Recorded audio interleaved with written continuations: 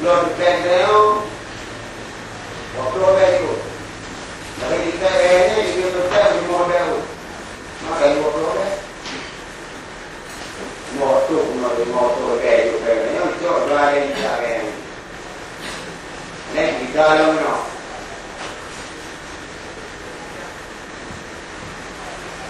nah, jadi motor, tadi motor.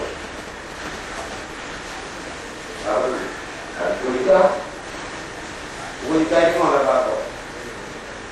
Jadi yang buat sebuah negara ini semua negara kaya, konfederasi kaya atau konfederasi kaya. Nyo berarti presiden, gubernur. Ada negara kita tapi hebat itu.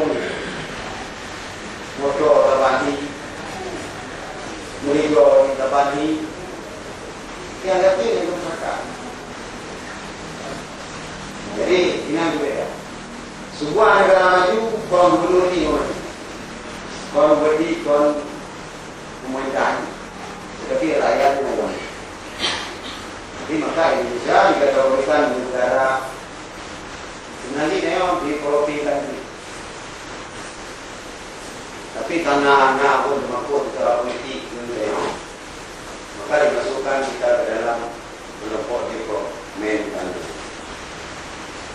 Dalam kenyataan Indonesia masih negara underdog. Underdog kan kau ibu akai pak bedara. Underdog man. Punya dah kalau dokumen itu diikuti, tengok hanya dipakai. Jadi hanya dalam dokumen.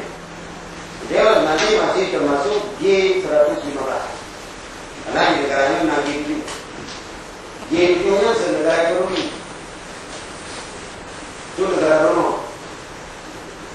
Awak yang terkaya di dunia, negara terkaya di dunia tadi itu. Anak G15 nomor 2 kaya. Anak negeri itu G115. Yang kelima G6. Tanya hijau tak G15. Nah penyataan tanya G115. Karena dia negara penerima, bukan penerima. Jadi saya kalau mampu memberi bantuan kepada negara ini.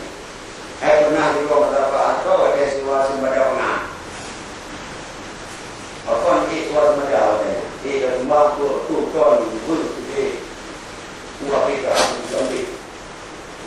Dewa yang mampu. Ini dia. Sebenarnya nak tahu bahunya yang dia